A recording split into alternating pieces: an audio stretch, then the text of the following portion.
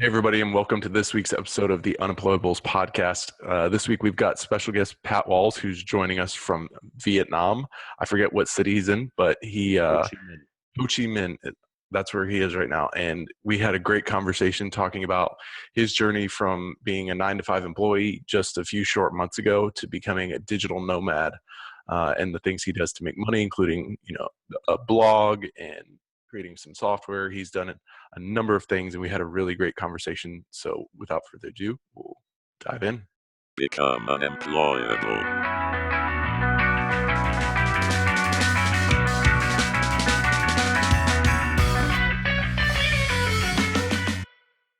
All right. Hey, everyone. Welcome to this episode of the Unemployables podcast. Today, we've got special guest Pat Walls, who is joining us from Vietnam, where obviously it's dark outside, and here it's 8:30 in the morning. So glad we were able to get this on the calendar. Pat, thanks so much for joining us. To get this kicked off, why don't you just kind of give us a little bit of backstory, kind of tell us, who you are, where you're from, why you're in Vietnam now, and what you're up to. Yeah, try to keep it short.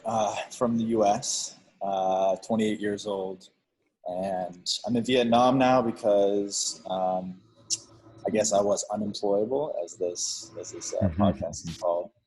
But I quit my job about a year ago after starting like a side business. I started a blog, and that kind of just grew while I was working full time. And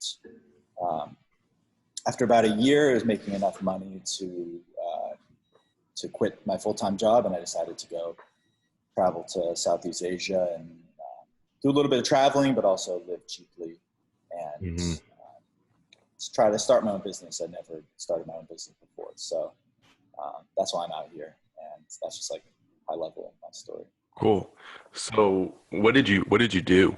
Like, what industry were you in? Where did you work? Yeah.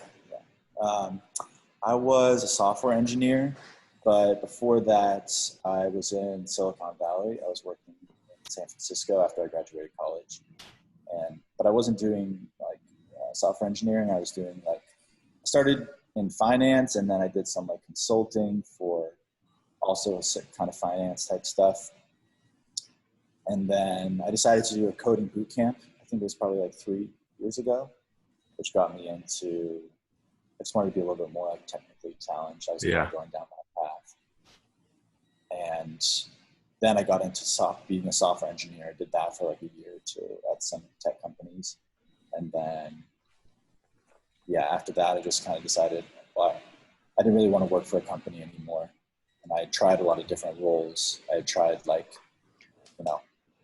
finance and accounting, and then I did software engineering. And I was like, all right, well, I don't think I'm ever going to be happy at a company. So then I was like, all right, I might as well just try to start a business. And that's a whole nother story in itself. But, What was it that made you realize that, you weren't going to be happy working at a company like that? Like there was some sort of trigger, right? That kind of gave you an idea of like, I don't do well in this kind of environment. I need to figure something else out. What was it that kind of helped you with that realization? Yeah, it's a good question. I actually just wrote like a little blog post on that because I've been thinking about it a lot, but it wasn't really my family. I don't come from a background of entrepreneurs or anything like that. Like me either. My parents, most of us don't. Right. So my parents have real jobs, and like people in my family, relatives, whatever. There's no like entrepreneur influence. I think it's very similar for a lot of people. So I just kind of I did to start kind of some side businesses when I was younger, and I kind of had that entrepreneurial spirit, which I think a lot of you guys probably had that as well. Mm-hmm. But I still figured I had to go to college and get a job and do all that, because that's just I didn't really know any other way. I didn't really think it was possible. I always thought of myself as starting a business at some point, but I didn't really see the reality of it, if that makes sense. Yep, for sure. So it took a long time for me to find it. And the switching careers thing was my escape of trying to find. I should have done it earlier is the lesson there, but right. I thought if I try a different career, I try a different industry or some sort of different type of work, I'll be happier. But then I finally got to the end and I realized like, okay, it's the company that's the issue, and not having my own free time. That's the issue, not the work itself. I think I kind of did the same thing as you. When I was in college, I graduated with a civil engineering degree about a year and a half ago. And when I was going through college, I had internships in the construction field because I was specializing in construction management. And all of them were only 3 months long, right? Because it was just summer. So it was like a 3-month spring semester, a 3-month summer internship, and then a 3-month fall semester every year. And so I didn't realize that, like, once I graduated and got the same job, but for forever, it was going to set in entirely different than it was just for the 3 months, right? So like I got the job right after I graduated, and like 2 weeks in, I was like, oh, fuck, this isn't gonna work. That's the problem with colleges. It's like the hype thing too. Like internships, definitely. First of all, you're kind of like drunk off the Kool-Aid, and like when you're, at least for me, I did like I studied accounting in college, and it was this whole. God bless you. It was just like it was a really good accounting program, so you could like get into the good schools. But then it became this thing where like for 4 years of college, I didn't do the major for all 4 years, but for most people, the major, and I think it goes for your civil engineering thing and a lot of other things, is like everyone hypes each other up, and you have this like grand vision of what it's going to be like to be a civil engineer. But yeah, and you're totally you never get any on the job experience. Even the internship, it's like you're so drunk off the Kool-Aid that you don't notice it until you're 5-6 years in. No, you're totally right. And I was at least like lucky enough to have that realization early and not try to like jump around. But one of the best decisions I made in college was to get a job bartending at a startup brewery, because there's so many around Denver. It was like I got the job, and it was like, oh, there's other work out here that's good. And like being a startup, I was close with the owners, and so I could see what that entrepreneurial life is. So so you kind of hated working for someone else. Was your reason for getting into entrepreneurship more to eliminate the negative of working for someone else, or was there a positive inspiration too, do you think? Yeah, it's a good question. I mean, I never really felt like negative about it. I just knew that I to get out of it, I guess. Yeah, I don't even mean like you thought negative about it. It was just like you needed to get out of it, right? Because you needed something new. Yeah. But was there an influence in your life that you looked at and you were like, I want to be like that person? Not like a person, I don't think.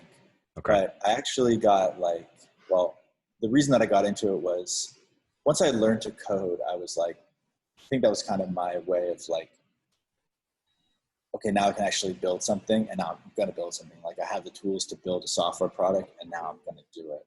And I actually, it's inspiring, but it was a failure. Me and like a couple of friends tried to start like traditional SaaS company. We we were in San Francisco. We were all working on this 3-person team. We were trying to get into YC, and like we spent all this time and ended up being like this big failure.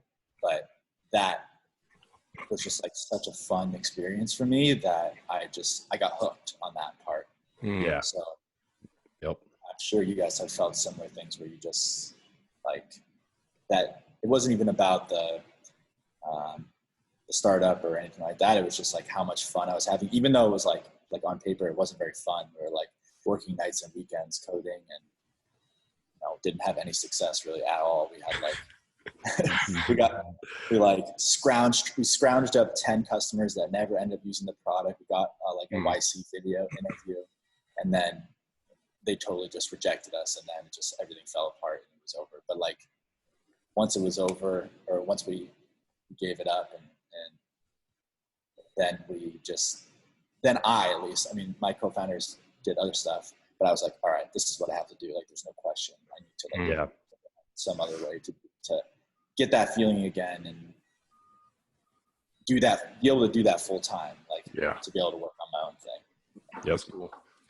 I want to rewind a little bit back to when you were working full time in a 9 to 5. What hurdles did you face in quitting your job, and how did you kind of rise up above those? Yeah, that's a really good question.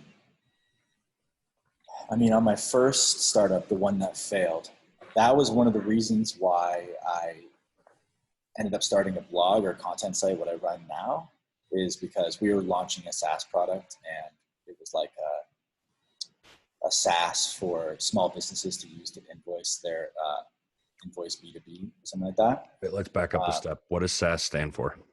Software as a service. Wow, Nick. Hey, calm down. No, it's a truly legitimate question. SaaS, when I say SaaS, just mean we're making an app. So Yep. The app, it was like really high touch, and I was like jumping out of work to do demos on my lunch break, and then there was like some critical production bug, and I had to leave work and like lie to my manager, and Yep. and then my manager found out because there's a LinkedIn post, and like there's all this kind of stuff. You got to cover your trail, man. Yep. They've never done that. So I was thinking one of the hardest things for me, and it's more of a personal thing, but like the focus, like me to be able to, when I have like an idea or when I'm starting my own side business on top of my full-time job, like that's all I can think about is the new business. So one like challenge that I always had and always messed with me is not being able to focus on my full-time job and like being worried that I'm gonna get fired. Yeah, I hated that. Yeah. What was your experience? I started a coffee company last August, and it was like, at first a lot of the groundwork was done at work, which it really shouldn't have been, but that's kind of how it goes. And then I realized that like I couldn't work at work without, when I worked too much on the business at work, I neglected my day job duties, and then shit started going bad. And then I had to like stop doing that, refocus. And then like over the winter, when it would snow and we couldn't really do much on the project, I would always get in late, take off early to work on my own stuff. But it was one of those things where I was like, just like you were, kind of sneaking around. Like I'd run off at lunch breaks and go like take care of stuff. And it was just like, it sucks. Like I couldn't put it on I didn't tell anyone at my company. I didn't put it on my LinkedIn. I didn't put it on my Facebook. Like I was like very closed about it. And it's annoying lying all the time, especially about something you're so passionate about. Yeah, exactly. And another thing for me was like just the feeling like I also always often felt like now looking back, I realize I shouldn't have been as much like this, but always feeling stuck. Like you just really, really wish you didn't have this full-time job, but you can't quit it because you don't have enough money. Yep. It's not the right time yet to quit, but you just feel so like, you go back and forth. It's not like that every day, but there's just some moments where you're just like, shit, like, I just want to get out of this. There were a couple days I almost just walked out. Yeah. I was almost like, I'm out. I'm done. But no, I get it. So do you feel like since you've left your 9 to 5, do you feel like it's obvious what you want to do next, or do you feel like you're kind of you kind of stumble into whatever the next big project is that's gonna pay the bills, however cheap they might be in Vietnam? No, that's been a whole thing for me, is that, like I said, I had a job my whole life. Like even before college, during college, I had part-time jobs. I never had like a full day, no college, no job, no nothing. So when I quit my job last November, I kind of like didn't really know what to do. Like I had work to do, but I just couldn't really wrap my head around the idea of having like a full day to myself. Like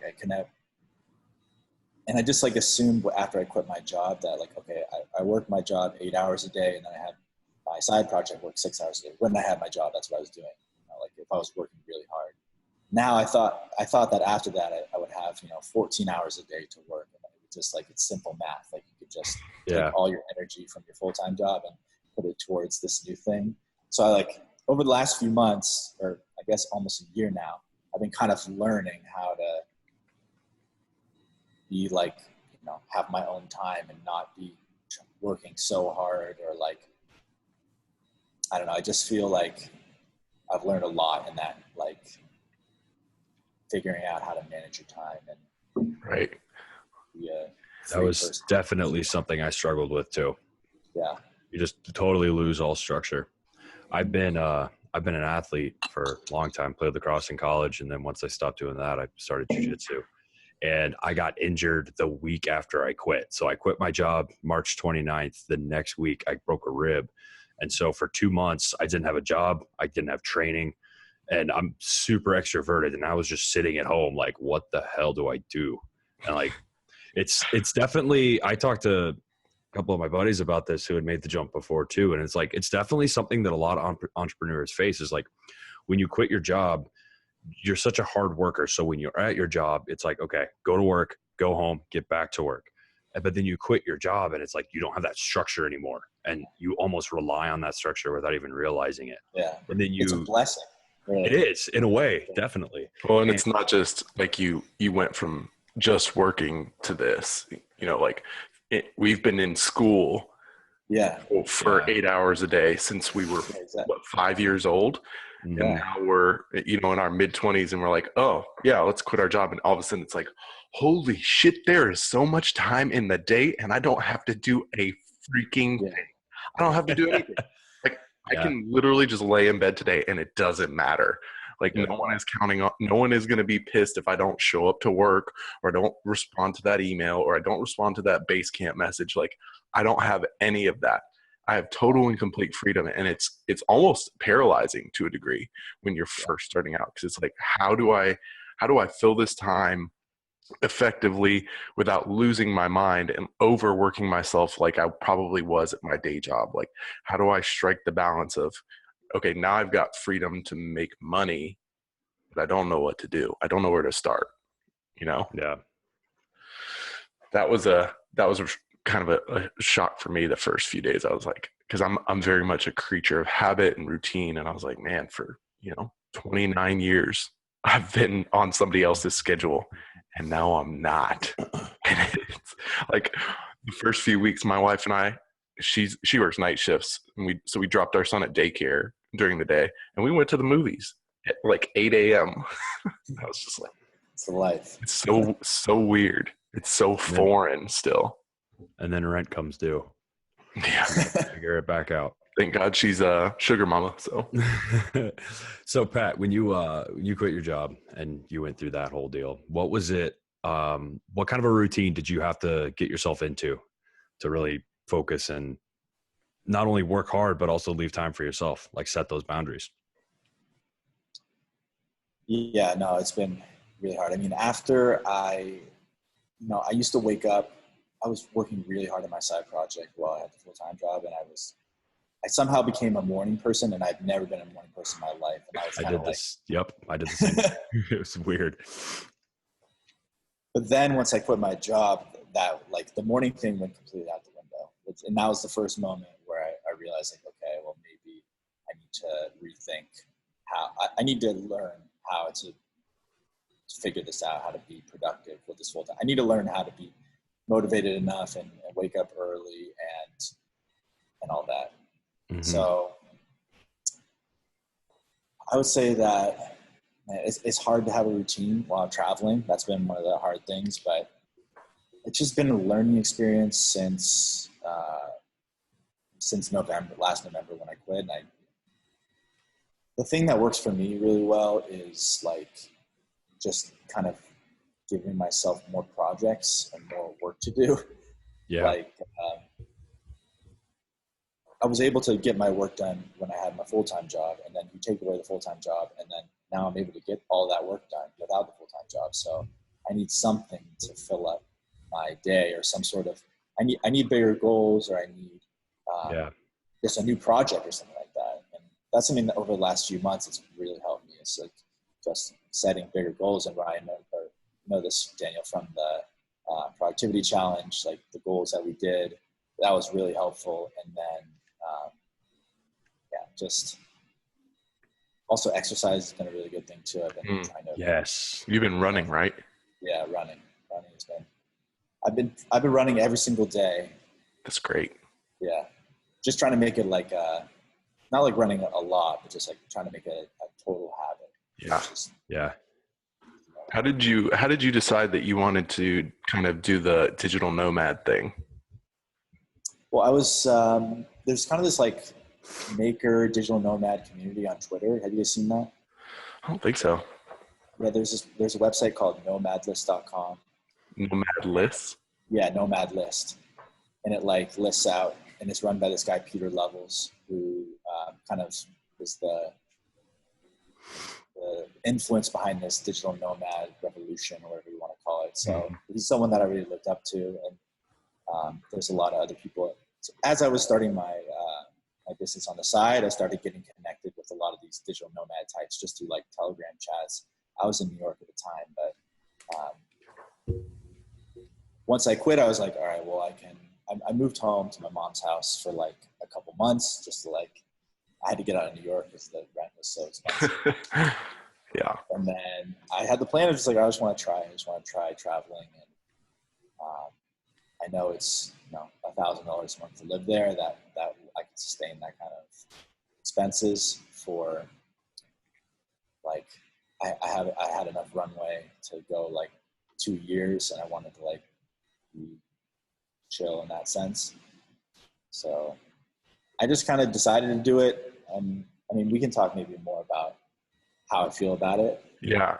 I'm interested. Do you enjoy it? Like, are you going to keep doing it, or are you getting burned out? Because I know there's some guy on Twitter that I see every now and then, and he and his wife had been doing it, and they were like, I think 6 months in, they're like, yeah. And now I think they just bought a house in Austin to settle down, and he's like pumped about it. But there's some people who thrive, in that environment. Yeah. No, totally. I mean, I don't want to jump to conclusions because, first of all, I probably could be, some of the things that bother me about it, I could be more proactive about solving those things. Like social life example, I probably could be putting myself out there more than I am. But I think what I do really like about it is like, I like the nomadic lifestyle of not having like, let's say like when I was in New York City, having to have that 1 year lease, you got to sign the security deposit, and you have to be there for 1 year. You have no choice to go anywhere else. I don't like that, but I also don't know how much I like just like traveling around different countries by myself. Mm-hmm. What I think is good is like maybe doing like 2 or 3 months in Bali or in some other location, and then coming back to the States. So yeah, that's kind of what I'd like to do too eventually, where it's like you almost take an extended vacation somewhere. Yeah, maybe over the summer, over the winter, spring, whatever, but like you just pick a month or pick a couple months and you just go somewhere, come home, and do that. I actually think for me personally, there'd be that, but then also I'd like to travel around the States more. I think that's something that's kind of ignored in the travel community of like seeing other countries. And I think that's awesome. And I'd love to too, but I think there's a lot to see in the States. There's a lot of different culture, from the Pacific Northwest to the South, and like, it's all different. And there's a lot of beautiful country around here. Yeah. It's just more expensive to do it here than, somewhere like Southeast Asia. Definitely more expensive here for sure. So, what's next for you, Pat? What other cities are on your list? I'm thinking about going to, I've been to Thailand, Bali, and Vietnam, Singapore. I've been traveling like every 2-3 months. Like when I started out, it was like 1 month, and now it's more like every 2 months I'm traveling. Mm-hmm. I might go back to the States for a couple months and then come back to Europe after that. But I don't know. I usually plan it like just a week or two before. Okay. Yeah, you just wake up and you're like, where the fuck we going today? Let's go somewhere new. Yeah. So what are you working on right now? I know you, during our productivity challenge, you launched something but I can't remember what it is off the top of my head. Tell us what you're working on. I'm curious about that and how you're sustaining the lifestyle that you've got right now. Well, my project that made enough money to help me quit my job is called starterstory.com. It's a website that interviews entrepreneurs. So the blog? Yeah, the blog that interviews entrepreneurs. So that's like my main thing, and that's still going. But a lot of it's more on the automated side. Like, it doesn't really take me that much work per week. So I decided to launch a new product that's like a Gmail power tool. So it's like a Chrome extension for Gmail that allows you to use canned responses, shortcuts, and like schedule follow-up emails, Gmail merge. It's like having a spreadsheet inside your Gmail. Okay. So nice. Is it a free extension or paid? No, it's paid right now. I'm building it. I built it because I was trying to solve my own problem, because I do so much work inside Gmail for my blog, and I really needed this kind of tool. So I'm building it right now for just paid users, for people that do similar work, like doing a lot of blog posts. So that's kind of like the niche that I'm going for. But eventually I want to have a free version and that kind of thing. But I won't, for reasons I won't go into. There's like this Gmail fee I have to pay of $15,000. It's a pretty long story, but they make you pay $15,000 to use the Gmail API now because of what the hell? Because it's getting so many calls. No, do you ever hear the Cambridge Analytica thing where Facebook, someone hacked their API and like stole a bunch of data? It was a big Mark Zuckerberg. Maybe. Yeah. In 2014. Yeah. Mm-hmm. I don't remember the exact details, but someone in 2014 used their API to get friends' data and then mined that data, and then it had something to do with the election. I don't know. Just something bad. Got it. Yeah. So Google makes you pay a $15,000 fine basically to use their API now? Yeah, well, they want you to pay for a security audit to audit your code. It's a long story that it's not worth going into, but that's right. Interesting. Okay. But yeah, so I spent, when we were doing the productivity challenge, I was launching the product, and then I launched it like a month ago. And that's like another thing I was saying, like, that's made me, giving myself a new project, giving myself something to do that I'm passionate about, has been a nice way to like be really productive. If I didn't have that, then before I had that, I was kind of flailing around. I wasn't motivated. Right. Mm-hmm. Yeah, I get that. It's it can be tough to motivate yourself when I don't know if it's feeling directionless or what, but like, I left my job. We're coming up on 3 months ago, and things have not gone at all how I had hoped or how I planned. Like, not at all. How's it going? I mean, not great. Like, just starting getting freelance work is just, it can be hard. Like, I've had I'm going to lose count soon of how many people I've sent proposals to that just ghost me after they see the proposal. And it's not like it's too expensive or whatever. It's just like, I don't know if it's, they got exactly like their bullet list of what they need to have done to get everything fixed or get everything set up. And then they go and find someone cheaper to do it or what. I'm sure there are gaps in my processes and everything, but like, it's just not going like I hoped. So there are moments where like I'm just like, this is stupid. I should just get another job. And then I'm like, my wife's like, you realize like that's not a great idea. And we're comfortable enough right now that you can do whatever you want. Like, you can take time and figure it out and try all these different things. But man, there are some days where it's just like, I don't want to do anything. So I get that. That's the hard part about being an entrepreneur. You guys know, it's like at least it really affects me, is like the rejection, and like you have just a wave of emotions. Sometimes they're on the highest. Like this morning, something happened. I was on the highest high ever. But like 2 days ago, I was just feeling like, dude, it's a roller coaster, right? Especially when like you don't have enough money saved up to like really sustain a bunch of those dips. It's like everyone is like, oh fuck, there goes another month, or like there goes a couple days of my life, like living span. Like it's just like it's stressful that first year. And I've heard from every single entrepreneur who's made it that first year is just like stress and more stress and more denials and more rejections. And then eventually you figure it out and something hits, and then you're doing whatever the hell you want to do, you know? Yeah. Like that first month, like I literally had proposals, and I was going to end up like all these proposals went out, and everyone was like, yeah, this looks great. Pumped. It was going to be like basically 10 grand in revenue in my first month. And I ended up with like 3,000 instead, because all those people ghosted me. And I was just like, that was like the biggest punch in the dick. All the wind out of my sails. And I was just like, I don't want to do this every month. This sucks.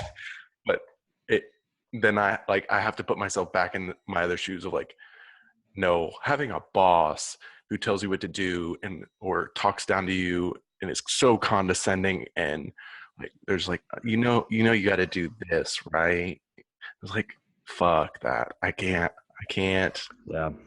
go back to that. Like I would just, my soul was already dying, and it's starting to feel like it's alive again, and I can't go back to that. So it's tough to balance those two kind of extremes, it seems like.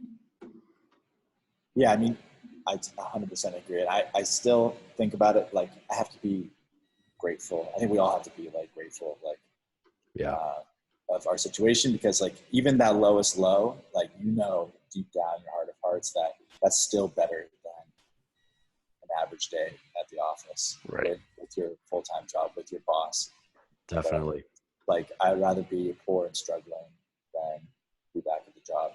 Well, you're alive, right? Like you're not grazing anymore, you're hunting, and it hits something like primal in there, you know, or it's just like, even if you're dying, even if you're stressed, even if you don't have enough money to eat any more than ramen and maybe a can of beans, like you're still like, that's on you. And there's something so cool about that.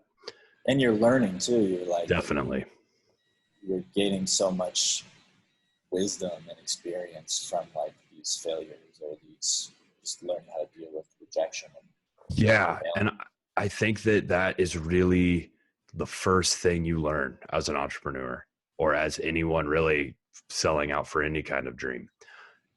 You learn how to fail, you know, and it's not like necessarily how to fail. It's more like how to get the hell back up after you do.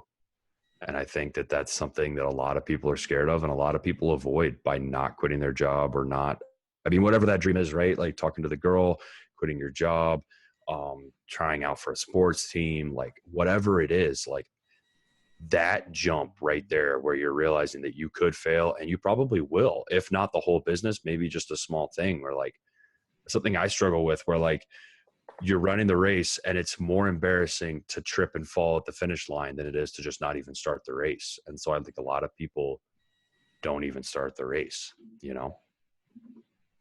It's true, man. A lot of people just, I mean, if I think about it, like most of my friends are not entrepreneurs. I can't really think of, like, I mean, I met a lot of people online and like you guys and stuff, but if I think about my friends from college, and exactly, a lot of people I think have the ambition to start a business, and maybe like that's how I was a long time ago, maybe 5-6 years ago, like that kind of dream that's sold in the movies and you know, on Instagram and that kind of thing. But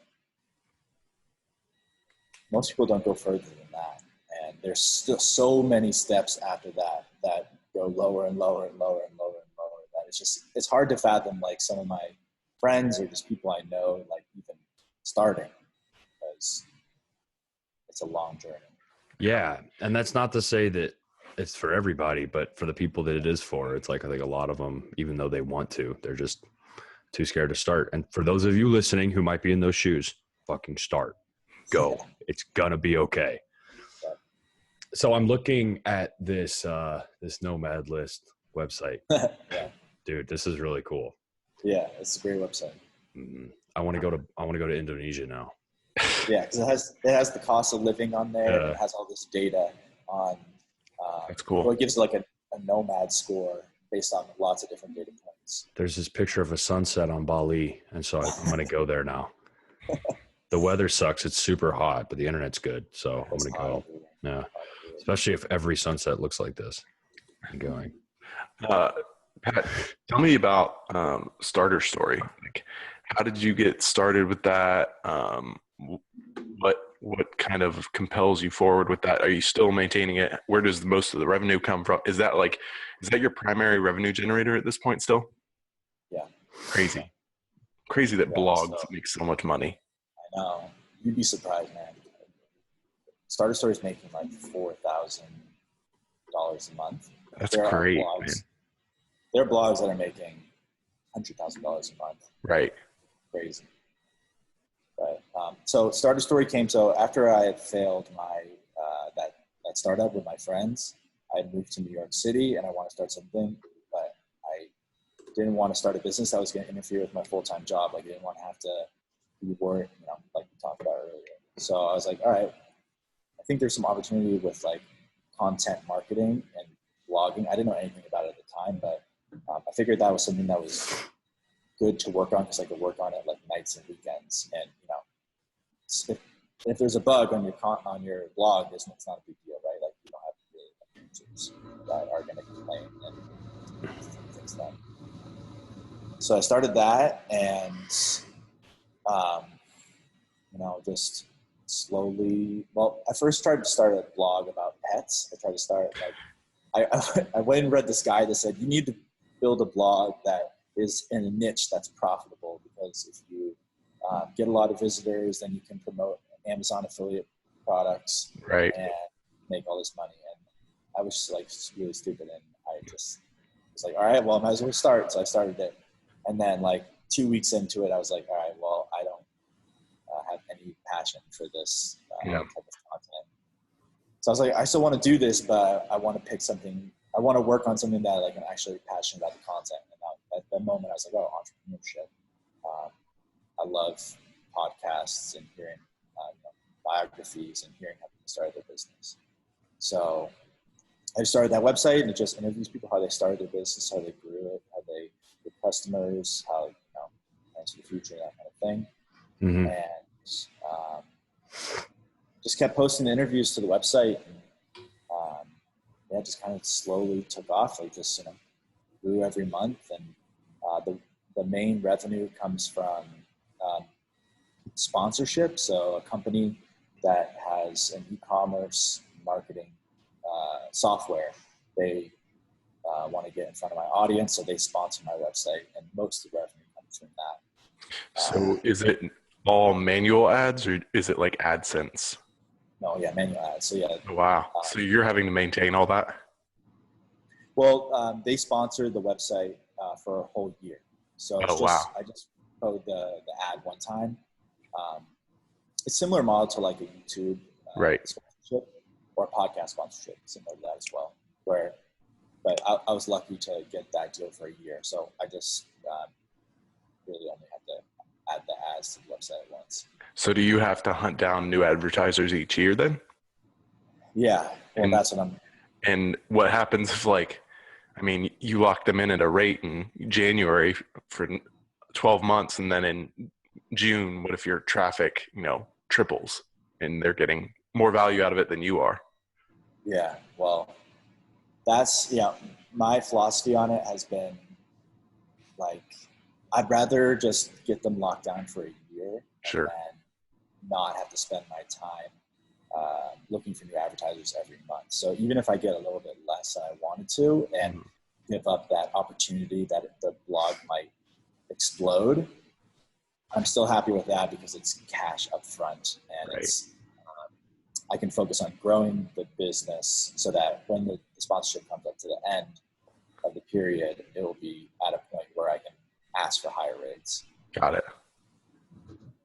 So, but yeah, it's not super easy to find the sponsors and land these deals. Right. So that's the process that I'm going through right now, of finding new sponsors, getting my current sponsor to renew, and I'm trying to bring on some more and get the revenue higher. But that's been kind of a learning experience for me now.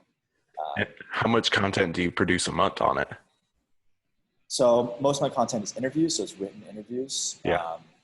But I've always been, and one of the reasons why I built this new product is I've been very, bullish on lots of content. So since the beginning of the year, I committed to doing new interviews every day. And now I do, I'm trying to get to 2 interviews a day. So 60 blog posts. Jesus. A lot. I guess it can all be done via email though, right? Yeah, exactly. Yeah. Gosh, 60 interviews a month. Yeah. Jesus, that's a lot, man. Yeah. But that's what I like because It just broke down. I'm a developer. I built all these automations and integrations that make it really basically automate everything away other than just a couple different things. So it's really not that much work on my end because it's written by the business owner. So do you have a VA or anything like that helping you with it? Any of it? I actually am just finally bringing on a VA because to get to 60, I need some help. I would imagine. Yeah. But that's something that I always been passionate about is I really enjoy the automation and process and how far I could take it. So I really do enjoy that, even though it is kind of a lot. Right. Yeah. But hey, man, that kind of revenue pays the bills. So yeah, especially in Vietnam. Yeah. That's cool. What do you wish you had known when you left your job and started out in this new lifestyle and new world that you know now that you didn't know then?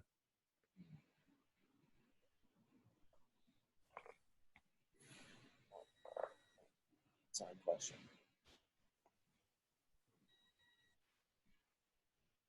I think just probably to be more grateful again, like I said earlier, gratitude being just being grateful for this opportunity that I have that I can, I can do whatever I want. And I think sometimes I forget about that feeling that I had right after I quit my job. I'll never forget that feeling that I had all the time in the world. And it was at this time that I just launched this hackathon thing that was really blowing up on Twitter. And so it was a lot of work and I was fully dedicated to this project and I was loving it. And I was having so much fun. And now I look back and after that project and I went and read some old blog posts of mine and I realized that things were so exciting back then for me. And I looking at the past few months, I've been a little bit more pessimistic and sometimes just not grateful for all the opportunities that I had and how much fun it was. And one thing that I think about sometimes is now that it is my full-time job and I'm doing it's blurring. When I was doing my full-time job, I had my side project. My side project was so much fun. It was always fun, and I worked on it because it was fun. If it wasn't fun, I wouldn't have worked on it, right? Mm-hmm. But then when it became my full-time job, I started to lose some of the fun, or I started having to make decisions that would lose some of the fun. So I need to make money, or I feel I need to do something whatever. Then when you lose that, you kind of I don't know, I sometimes I forget about the fun and I want to keep doing fun things, Yeah. So I wish I could have told myself, hey, keep doing fun things and just do what you feel you don't need to be so worried about money. Yeah. And, it's almost do what you do best. Yeah. Yeah. It's almost like dating and getting married. Yeah. Because it's a lot of fun when you're just kind of playing around, you've still got all that youthful energy, and then you get married to it, and it's there all the time, all day, every day. Honeymoon phase is over. You're this isn't as much fun as I remember because you got comfortable and you stopped being that hustler or whatever it is. But I feel like the principle is kind of the same. You allow yourself to get a little bit too comfortable and what you've got to do is just stay intentional to keep the fire going, for sure. So I hope that answers your question, because I think that's super helpful. Yeah. What's like your dream project? If you could do, like, do you dream of doing, like, building a piece of software and selling it for a few million dollars, and then just like taking the foot off the gas for a little bit? Do you want to start a company and build it, like kind of create a lifestyle business with a few employees? Like, what's your dream? What's the kind of thing that propels you forward? it's a really good question that I actually been thinking about. Is because when I started my side project, I had been in this community of this kind of digital nomad community that I was talking about, where it's the focus is a lot on just building enough of a sustainable business that you can just kind of live off that, and live a very 4-hour work week lifestyle. Yeah, exactly, 4-hour work week. And as I got into that, I realized, and I'm not trying to put anything down or anything like that, but I realized that I think that I'm really actually passionate about product and building a company. Like I could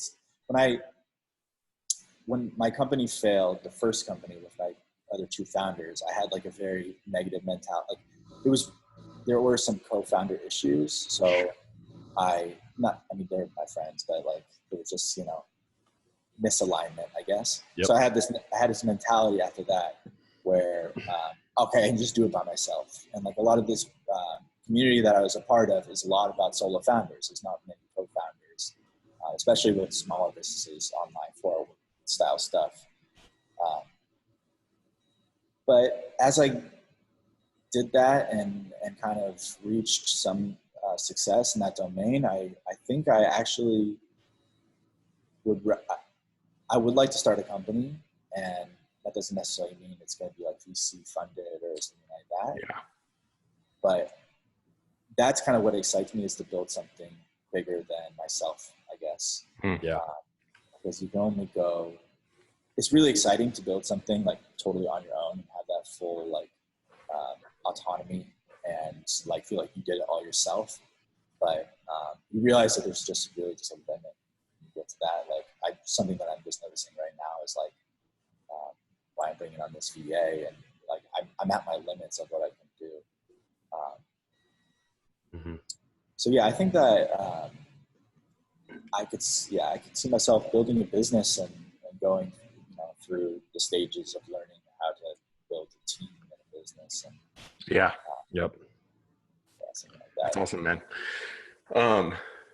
In terms of the work that you've done so far, do you feel like the reality of working for yourself, being self-employed, has matched up with the idea that you had of what it would be like before you left your job? Or do you feel like there's some friction between those two?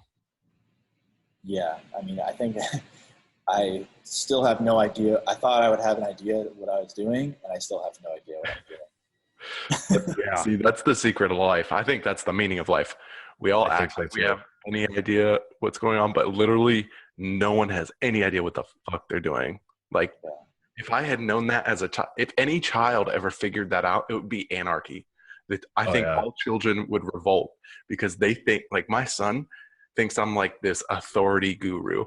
I literally the other day I was like, just stop and go to your room and read a book and be quiet. And he did it. And I was like, holy shit, he has no idea that like he doesn't have to do that. Like if my mom came up to me today and was like, go to your room and read a book, like I wouldn't have a mom anymore. I just wouldn't. I'm like, that's the illusion, right? Is that we all have an idea of what we're doing, but we're all just making it up as we go, for sure. No clue. But what's interesting, and I think Pat, you've probably experienced this too. Like, you feel like you're just like stumbling in the dark. I feel like I'm stumbling in the dark. Dan, you feel like you're stumbling in the dark. But all three of us are doing things that most people never would even try. And so they look at us and they're like, wow, you guys have this figured out. And I'm like, I have no fucking idea what I'm doing. Yeah. But you're you're operating just down a different path that everyone else is. And so I think it's hard. It's easy to lose sight of like how far you've come, you know, Yes. and how So true. you really are like, the reason you feel like you're stumbling in the dark is because you're learning new things every single day. Well, I think that's why conversations like this are so important to have, and communities, like even if it's on Twitter, are so important to build, is because like even if we're stumbling around in the dark, we've got a little bit of light around us that we can just kind of see what's going on around us, and we can use that to help other people kind of brighten up their darkness too, for sure. And I think too, to add to that, like the entrepreneurs who make it, who get through that dip, who get through that darkness, like they get to the point where they understand life and they understand people on a different level than 99% of other people, because they had to learn psychology, right? They had to learn sales, they had to learn business management, they had to learn project management, they had to learn so much, you know. And like I think that's why it's so dark at the beginning, but at the end, like, I mean, I'm sure you guys have too, where you've met someone who's like built X amount of businesses and they've got X amount of millions and they do whatever the hell they want and they drive a Civic and like they don't care, they don't have anyone to impress anymore, and like they understand, like they have this like glow, right? The way they look at you, the way they look at the world, the way they just appreciate things, it's just a different level when you do it all. It's the ultimate confidence, but it is, for sure. You would never really notice it unless you were an entrepreneur yourself, or like, It's not the confidence you see in the movies or on Instagram. Right. It's people you've never heard of, and they don't want you to ever hear of them. Right. Like, and it's cool. There's something there. And I think you see the same thing in the combat sports world. Since I started jiu-jitsu, I didn't notice it before. And like the guys who have been in fights, the guys who are comfortable with violence, like they have an easy confidence about them. And it's the same thing, just in a different way with entrepreneurs. I think one of the biggest things it's taught me, maybe you would agree, is like, I just had this realization the other day, like if you can't find a job, you can go make yourself one, you know. Once you have that mental shift, like it's just go make one, you know. And it looks different for everybody, but there's always work. Yeah. And I think that didn't really exist as much 20 years ago. So people, I think the 4-hour work week and this whole like new jobs that have come out of nowhere where you can start a blog and make money is like, it's so new that people are still totally in the dark about that. But no, a lot of people just don't know. Like if I tell people that I make money with a blog, most people will say like, how is that possible? How can you make money with a blog? It's not even like fathomable that you can do something like that. So if you don't know that it's possible, then you're never going to be able to figure it out. You'll never have that opportunity. So even just going down that road and just talking to people and researching and seeing what's possible is like, yeah. Love it.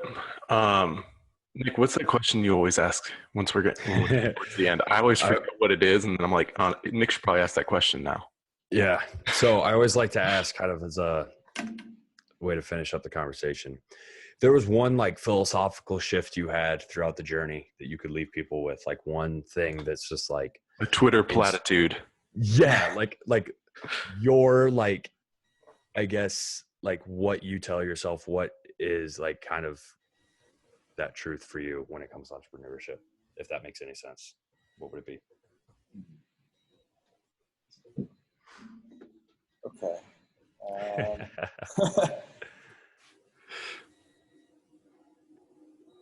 I mean, it's going to sound so cliche, but like the one thing that was really resonated with me is just like the consistency and showing up every day.